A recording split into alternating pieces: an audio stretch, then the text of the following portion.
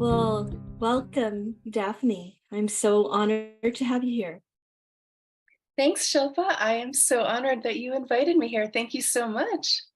Of course, this is so exciting. We've been in communication for quite some time on this topic. Yes. And I actually feel like you would fit in with so many topics within my podcast. Yeah, me too. I love your podcast. I've listened to a few episodes and it's amazing. Oh, that means a lot to me. Really, it does. Thank you. Yeah. Um, Without further ado, maybe you can share with the audience something that may not have been covered in the intro that really gives the audience a sense of who you are and your journey at this point. Okay, let's see. Well, my name is Dr. Daphne, as you guys know. I am traveling the world right now. I happen to be in Albania. I just got here and just getting situated in this new hotel room and everything.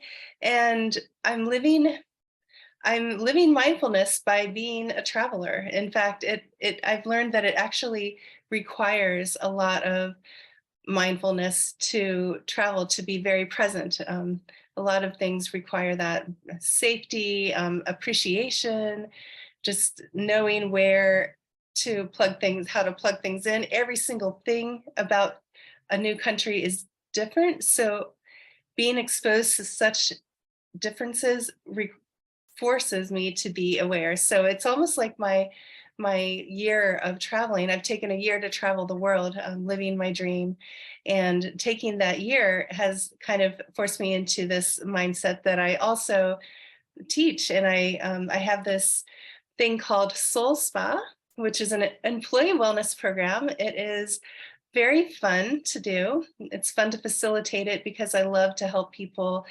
have live the lives of their dreams, live better lives from the inside out by accessing what their soul's deepest craving is, and then creating a life that feels fulfilling, that fulfills that.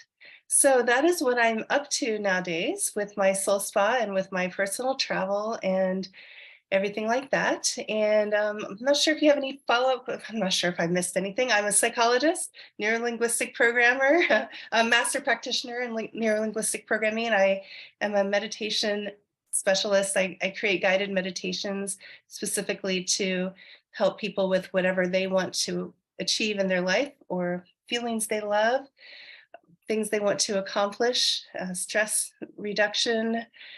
Let's see, what else? I could go on forever, but I'll pause there. Well, that was a great overview. And before we hit record, you had mentioned that you had taken some time to travel while working on Soul Spa. Now, is Soul Spa your own company?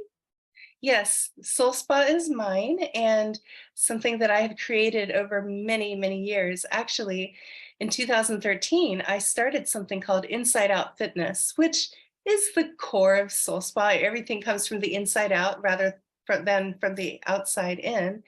And it's gradually evolved and developed. I wrote a book in 2018, published it, that helps people have a healthy lifestyle from the inside out.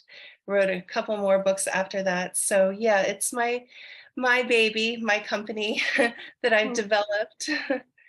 and that sounds like it's a work of passion, but I was making parallels between the fact that you're traveling the world, which has now become your soul spa, and Yes. you are also providing the beauty of soul spa to other souls while traveling.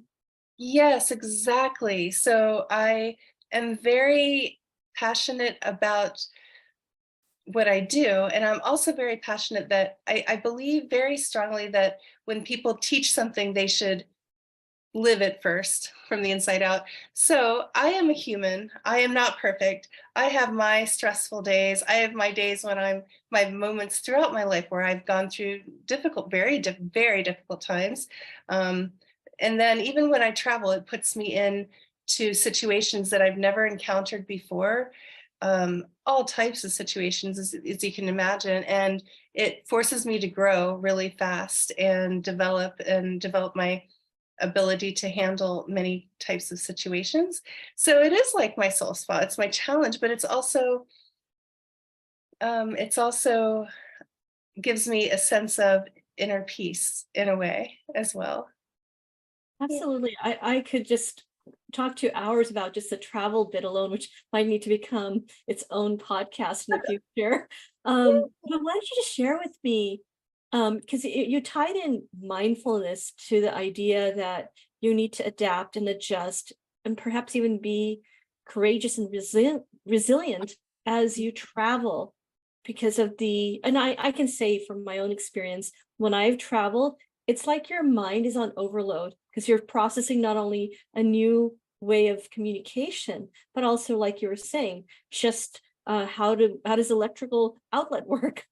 Yes, exactly. And some places are easier on my system than others. Um, and some take a lot of courage and a lot of resilience. I was in a train station. I won't, doesn't really matter which country it is, but every country has its personality. And there's like sometimes there's cool things about um, that I'm attracted to in a country, but then there's also just like people have different personalities. You know, like if somebody's, for example, my personality is usually pretty calm, um, but that could be interpreted as boring, for example. I don't think I'm boring. I'm not saying I am, but I'm just saying, you know, if somebody has a certain personality, there's always the opposite within that personality that you can that it can become. So it becomes the challenge, right? So I don't even think I'm explaining this very well, but yes, there has been a lot of opportunities for me to become courageous and resilient and quickly adapt. If I'm usually very calm, as I say. So if I'm in a situation that is overwhelming and chaotic, then I have to be able to learn how to deal with that energy without letting it throw me off balance. And that takes a lot of awareness, a lot of mindfulness. It takes being able to be in the situation, be in the energy without letting it not, come into me and change me in a way I don't want to. And that gives me the ability to practice from moment to moment. Hey, how am I feeling right now? Do I want more of this? Can I handle an hour of this?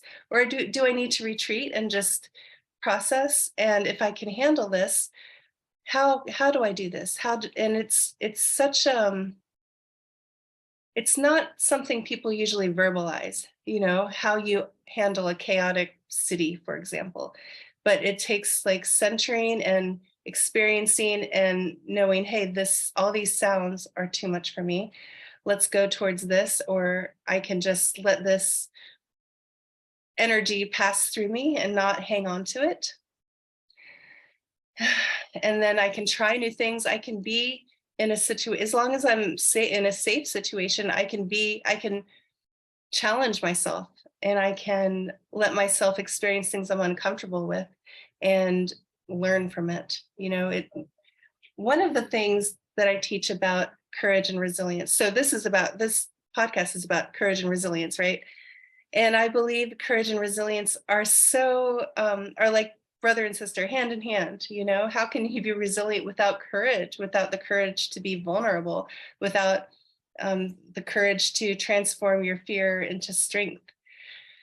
So being resilient, there's, yeah, let me just pause there for a second. And I liked when you said that they are almost, and these aren't your words, but they're almost symbiotic. You can't be courageous without resilience. I recently saw a metaphor that really, I'm very visual, so the metaphor was visual of a rubber band, and you put your finger between the rubber band, you stretch it. And that's the resiliency element. But if you take it as a boomerang, not a boomerang, but to flick it, and if you flick the rubber band across the room, that's the courage because it's already gained the momentum and the strength through the resiliency. Yes, that's perfect. I love that analogy. Yeah. Yes, exactly. And to recognize that and realize that stretch, that uncomfortable stretching is the strength. It's the power that you're going to have to propel forward. Yeah. When I hear you about the travel, hear your stories about the travel, it makes me remember the moments where the energy was something at the time when I was in my 20s. I didn't quite have the vocabulary to describe what that was impacting me with. But now, energetically, having some maturity spiritually, I'm like, oh, in those environments, I had to retreat. And that's why I took a nap when it got too loud. Yeah, exactly. That makes a lot of sense. It's just what you Yeah, needed at that time, yeah. and it's okay. And yeah, failing forward is something also that I'm reminded of in myself. So not necessarily with travel as much, but just in general in my life. I've had so many times where I felt like I failed. I did not make it or something, right? We all have. And but I know it's probably cliche to even mention right now, but all of these very successful people, everyone has failed, quote unquote, failed. We've all made mistakes and figured out, oh, this doesn't work. Let's see what does work. And you find out that that way didn't work, but maybe part of it did, and maybe part of it didn't. Also, there's a psychological principle that when people believe they are being in a test, so it's a challenge, somebody says, hey, I'm going to give you this challenge. You're going to be in this situation. Like for example, let's say I'm at a train station and I'm stuck and I don't know how to do anything and I don't know how to communicate and people are coming at me and I'm overwhelmed and I feel like I'm going to cry and I don't know what to do. If I change in my head, it can still be hard, but I'm like, okay, this is a challenge, Daphne. Pretend you're on the Amazing Race, right? Something. I Yeah. can switch it slightly inside rather than, you know, I don't think I can ever make it. I'm not sure, like if you switch it to a challenge internally, it can become, you respond, people respond differently and they tend to be more successful when they think of it as a challenge than if they don't realize they're being challenged. Um, and then, so in any way in life, whether someone else is challenging us or whether we are challenging ourselves, we have the power to shift that mindset and say, hey, this is going to be a challenge. I can do this. And just like your rubber band example, to think, okay, how can I make this work for me? How can I make this actually work out? It seems like a terrible thing happened, or it seems like I completely failed, but how can I switch this? What is failure? I decide what's failure or not. How can I make this work out or learn from it, work out in some way? So that is a possibility too. It's Oh, mindset, shifting it's the a mindset. it's a mindset, and I know it's cliche that being in this field that you and I are in, we hear terms like growth mindset, but that growth mindset really, again, maybe it's like what you were describing. It's like think of it as the challenge as opposed to anything else. So if you were on that show you were just The describing, Amazing Race, I yes. always I always wanted to be on that show because I love travel. And I love this idea that I can solve problems. But Yes. what if like these scenarios that you may be finding yourself in as you travel are really gamifications? You've heard that term, right? So Yeah. yeah, you're going to the next level, you set the levels, you set the bar, and each time it's not that you're being judged from top down. It's like, how can I get to that next point in the Yes. evolution? Exactly. Yeah. That's when I was thinking about talking to you today, that came to mind. It almost like a computer game, like thinking about resilience and courage. I was like, you know what?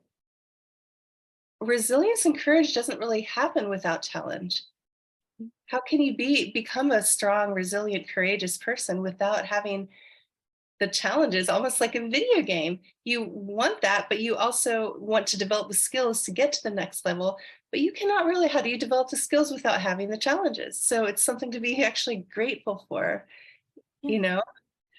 I agree with you. My son has gone through phases of having stage fear and not stage fear. And each time he on his own wants to step into that stage of life and talk or do something, I fully encourage it. But once in a while, when, and again, like adults, we go through that, self-doubt creeps in or comparison creeps in, and that makes us contract. And when I Yes. see him doing that, I'm like, nope, this is the challenge. This is it. If you take this next step, which will be the first painful step, the next practice will get easier. Yes, that's so true. It's like a lot of self-development companies emphasize the act in spite of fear, with even with like fire walks and stuff like that. You know, feel the feelings, feel the fear, and take action anyway. Take Yes. the step anyway. In my soul spa, I have some affirmations that I use for people. And the reason I have the affirmations is because it develops when you first wake up in the morning and when you right before you fall asleep at night, your brain is very susceptible, and what you decide to dwell on, how your mindset is at those times actually have been shown to correlate with telomeres in your brain, which affects your longevity. It affects so many things in your health.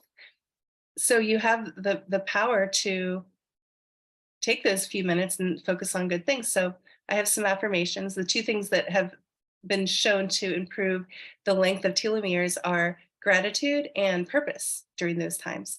And for gratitude, um, and purpose, or just any positive thoughts, to one of the affirmations I like to use for myself and for others is I take the next right step. And it's so simple, and just you take the step. You might feel fear, you might feel despair, you might feel grief, whatever the feeling is. It's okay. Breathe, let it go with your breath out, and feel that. Let yourself feel the feeling. Don't push it away. Don't stuff it inside yourself. No, feel it. And then take the next step, right step towards what you want anyway. That's one of the affirmations I found helpful. I love it. And I want to make sure that I highlight that for this podcast from you, because that really ties back to how I've been approaching this. So what I find sometimes is esoteric is courage. Like you were saying, how do you approach courage? Well, think of it as a gamification or a challenge. And how do you approach it more with a mindset or spiritually? I like the idea that you just described, having an affirmation, which interesting enough, is actually physiologically shifting the neural pathways like you were describing. Yes. Yes, and the fact that our resilience, when you said my topic is resilience, I was thinking that's so interesting because resilience can be neural in your brain and mental and emotional. But when you really think about it, it's all intertwined. The same thing, your brain, mental, emotional, physical. You have a physical brain too. So it's amazing. Amazing thing. And I do what I call the holistic saturation approach daily. And Yes. essentially just think of it as I will either be reading something or listening to something or practicing it physiologically that is now sending my whole being the right information to continually keep it on path for, I would call, healing and spiritual growth. Yeah. It sounds like you make a conscious decision to do it too, which that is courage as well. It's a decision. It's a decision. And the courage, sometimes it could be as simple as getting out of bed, although I would like to do more. Yes, it is. It can be as simple as getting out of bed in the morning. Um, a lot, a huge, I don't even remember the statistics, but a lot of people have experienced depression. I mean, that's a very, very common experience.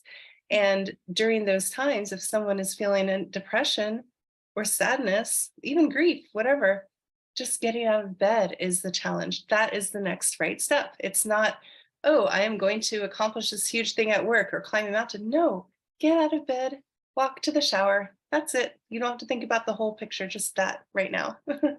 Right. And like you said, that right now, which is again going back to the being in the moment and allowing yourself to feel the feelings, right? Yes, exactly. It's all intertwined and all connected. Yes. Um, Being So present in the moment. when you were describing some of the, I would say, challenges of being in a place in your life where you're traveling, it's exciting, but it's also probably challenging. Can you describe some of the things that have left you with that feel the feelings of, wow, I can keep propelling because that one day, that one experience left me, and then fill in the blank. That it's just that carries you with that positive energy. Yes. Can I for some reason what's coming to mind is that is what a mindset of, I'm in my 40s, I'm single, and I decided to travel the world. Well, you know what? I could have thought, the grass is always greener. I am I wish I had, a family, a home, all these things that, people think are they're supposed to have. Instead of feeling using instead of viewing that as a weakness, I realized what is the actual life of my dreams? Okay. One of the many things is travel. I have always wanted to travel. I have always wanted to do this, but I either had a house payment, or I was in a relationship, or I had a job that was face to face and I couldn't.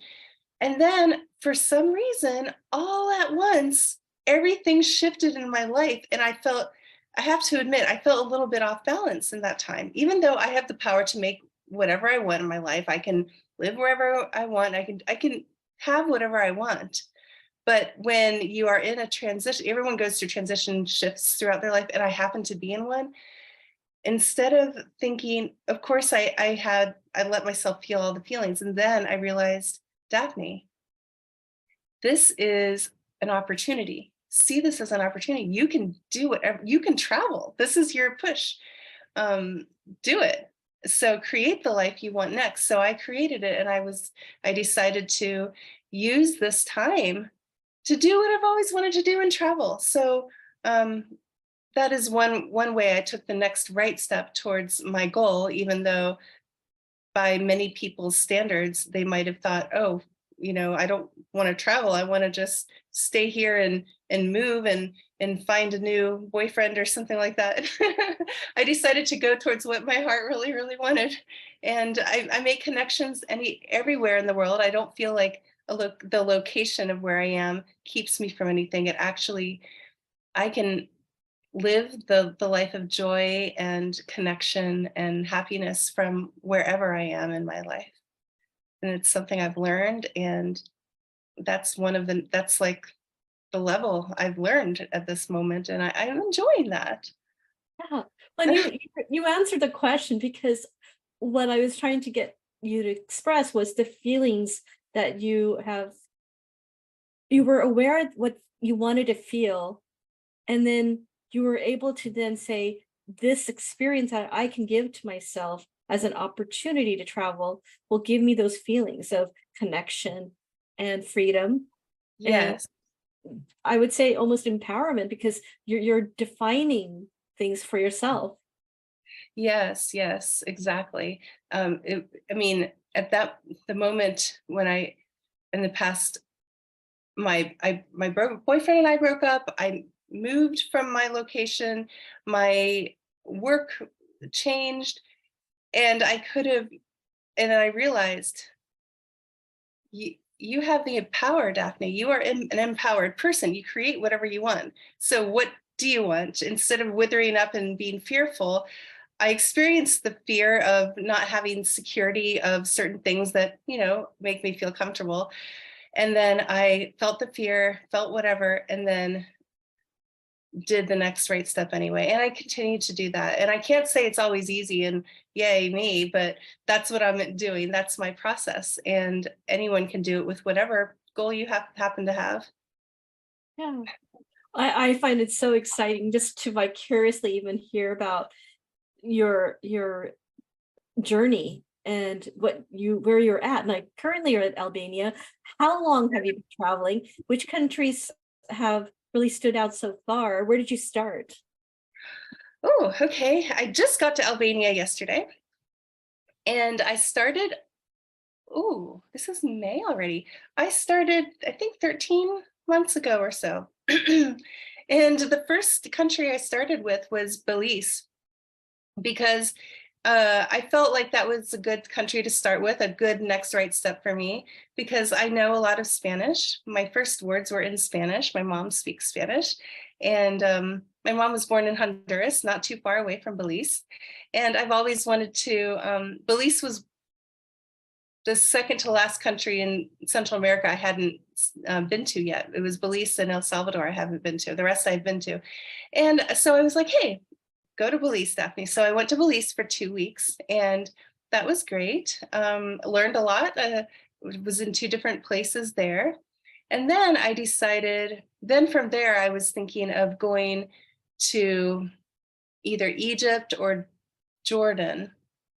You know, there are two wonders of the world there, Petra, Jordan, and the pyramids of Egypt. And I wanted to see all the wonders of the world.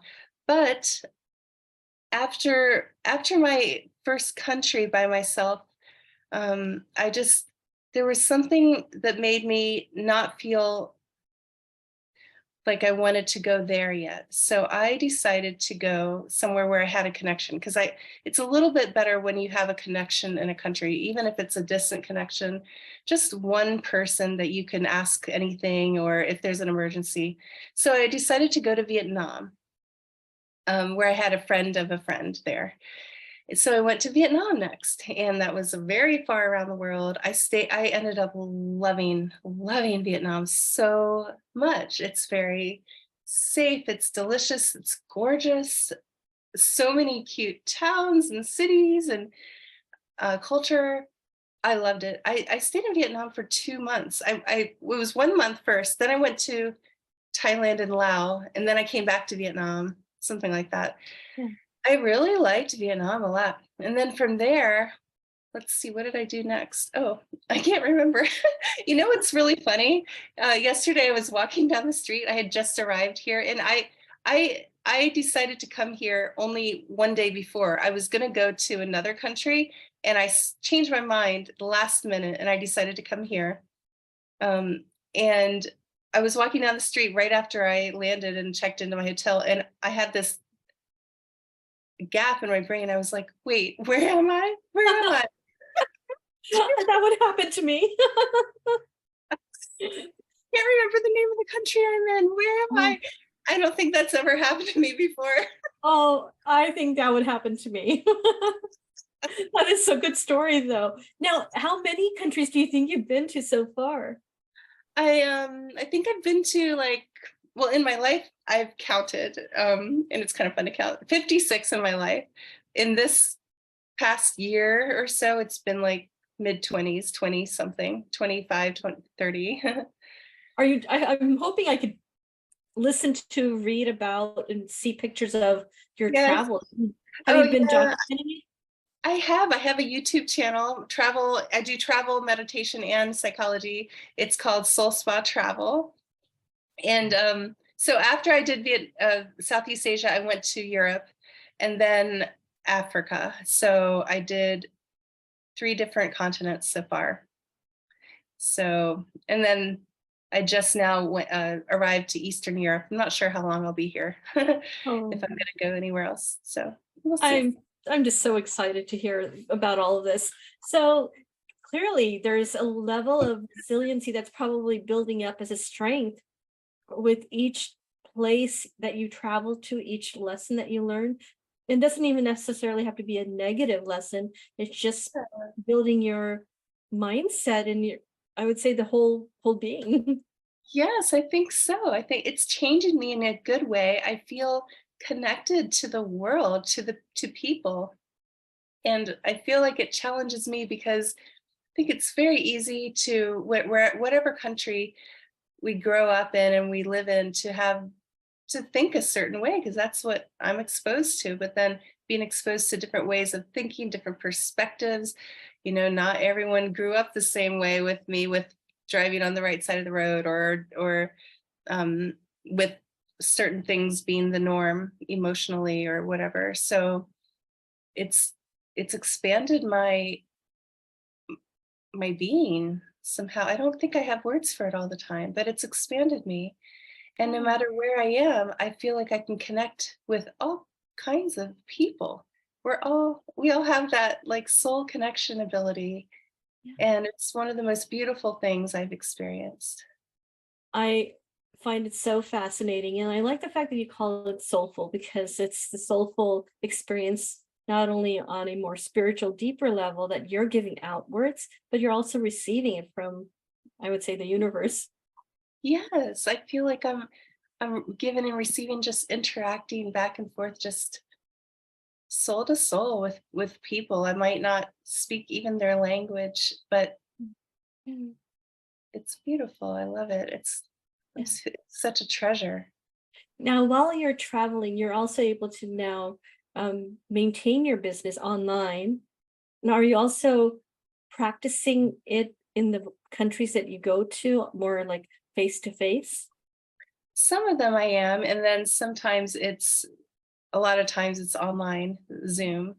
Yeah, which is nice. So if you are listening and you would like to take part in Soul Spa, I can provide it online, Zoom, or I could come to your country. I'm very flexible. Come to your country. Yeah, that would be a great thing.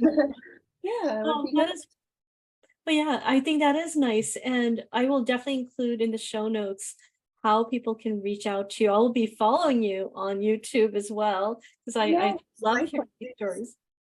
Likewise, I will be following you too and connecting with you too. And I'm happy that we're both from Southern California, neighbors practically.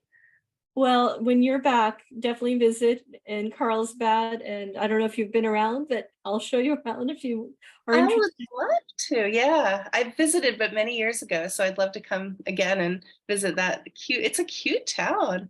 I like the Yeah, vibe. I'll send you some pictures later, but we just are leaving the season of the flower fields, meaning it's wrapping up. But I don't know if you've been on the Coast Highway, but you can see the flower fields and they're like it's like Holland. They're full bloom Oh, along the hill. It's no, I have beautiful. not seen that. That's Yeah. amazing. Yeah, I'll send you a photo later, but it's Okay. beautiful out here. So, on that note, though, any words of wisdom for, I would say female entrepreneurs are often my target audience, and Ah, even professional ones like yourself. Anything that you feel that would give them the courage and resiliency to do the things that is their soulful calling. yes. Well, I would say, first of all, to take care of your heart and soul and realize that treasuring whatever that deepest soul desire that you have, that is that should be the core of what you do every day. The very first thing, nurturing that fire within you, that whatever it is, because when that is ignited and when you feel on purpose and fulfilled and like your soul's deepest desire is the life you created, is the purpose that you're going towards in your career, whatever it is, that will make the whole difference in your day, in your week, and it will not only affect you, but everyone you come in contact with. So to access the I do a lot of meditations and visualizations where you can get in touch with what that is, with what your ideal life is, with what not just the picture, but what it actually feels like, what your soul's deepest craving is. And once you are able to access that and move towards that every day, you're coming from a different space, dealing with people, dealing with your business and yourself, and you deserve it. So that's what I would suggest you focus on. That is so lovely. I certainly look forward to having you back and we've talked about a few topics where I know you would love to discuss them. And Yes, I would love to come back to your I would show. I Yeah. would love that. Thank you, Daphne, for being on this show. I really received so much love and value from our conversation. Me too. Thank you so much, Shilpa, for having me here. It's nice to connect to you over the across the world today. Have a lovely travel, and I will read more about it on YouTube. Thank you. Okay, take care. Take care. Bye. Bye.